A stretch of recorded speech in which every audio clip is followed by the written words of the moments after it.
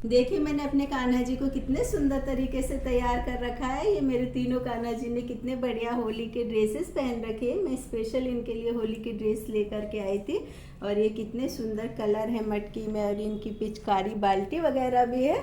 और मैं इनके लिए गुजिया भी लाई हूँ, और पूरी गौशाला भी आज मैंने तैयार करके रखी है। आज ना मैंने पूरा डेकोरेशन किया है, क्योंकि जब भी कोई त्यौहार होता है ना तो इनका डेकोरेशन करना, इन लोगों को तैयार करना ना मुझे बहुत अच्छा लगता है। Hello everyone, welcome to my YouTube channel.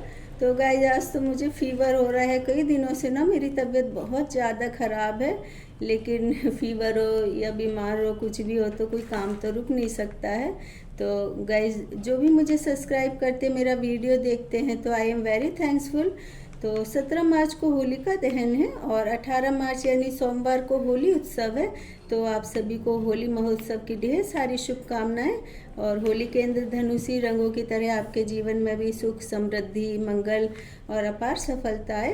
तो गाइस होलिका दहन के लिए बसंत पंचमी के उपरांत लकड़ियां उसी स्थान पर रखना शुरू कर देते हैं जहां पर होली के एक दिन पूर्व होलिका दहन होता है।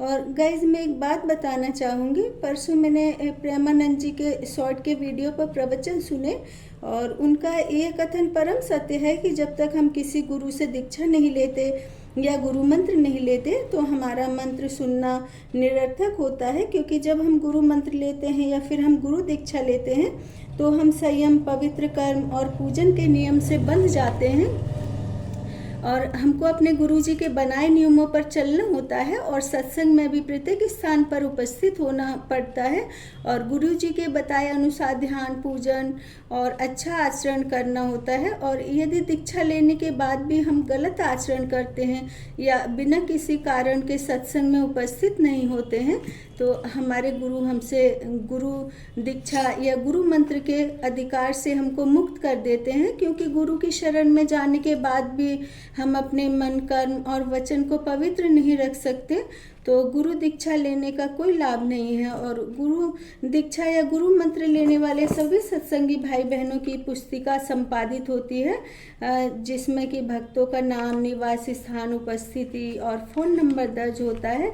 लेकिन मैं एक बात यहाँ पर बताना चाहूँगी कि कई महिलाएं चाहती हैं कि वे गुरु मंत्र लें और सत्संग में जाएं, लेकिन उनके पति या ससुराल से उनको परमिशन नहीं मिलती है, या फिर उनकी फैमिली में कभी कोई मेंबर बहुत बीमार हो जाता है तो महामृत्युंजय मंत्र, ओम ध्वनि या गायत्री मंत्र मोबाइल पर या फिर खुद मंत्रों का सही उच्चारण करके अपने घर के सदस्य के स्वास्थ्य के लिए ईश्वर से प्रार्थना कर सकती हैं। क्योंकि यदि कोई इंसान बहुत ज़्यादा बीमार है, बिजी है, या फिर कम आयु के बच्चे हैं, तो वो बिना गुरु मंत्र लिए अपने इष्ट को हृदय में बसाकर और पूजा पाठ का नियम बना और बिना गुरु मंत्र या गुरु दीक्षा के गृहस्थ आश्रम में रहकर अपने परिवार की सुख, शांति, समृद्धि, सफलता और स्वास्थ्य के लिए घर में मंत्रों को मोबाइल पर सुनकर अपने घरों में सकारात्मक ऊर्जा का प्रवेश करा सकते हैं।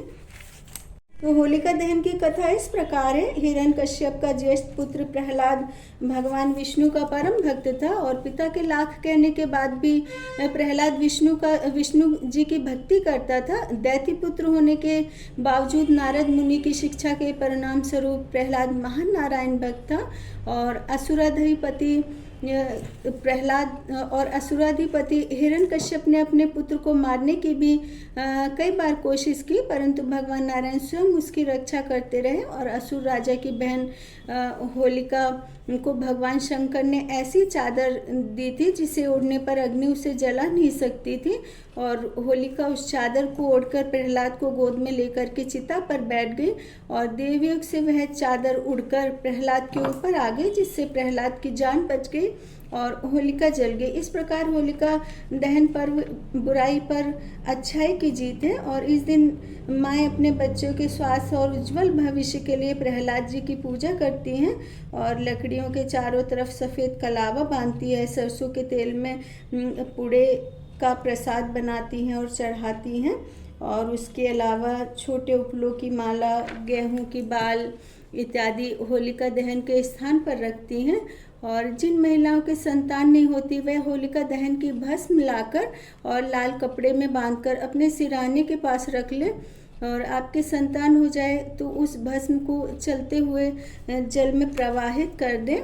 और जब दोबारा से होलिका दहन की जगह पूजा के लिए आप जाएं तो वहाँ पर आप प्रेयर करें और कुछ अलग से उपहार दान पुण्य करें, या तो किसी गरीब को या फिर मंदिर में। लेकिन मैं जाते जाते आप लोगों से एक बात पूछना चाहती हूँ। अरे मैं वैसे नहीं जा रही दुनिया छोड़ करके, अभी तो मैं ऊपर नहीं जा रही हूँ, अभी तो सारे लोगों को झेलना पड़ेगा, क्योंकि ऊपर तो मैं चली गई तो भगवान भी मुझे नहीं झेल पाएंगे। तो मैं एक बात पूछना चाह रही हूँ कि होली के दिन लोग भांग खाते पीते हैं, कोई होली के दिन शिवरात्रि थोड़ी ना होती है कि जो होली के दिन भी भांग खाते हैं लोग।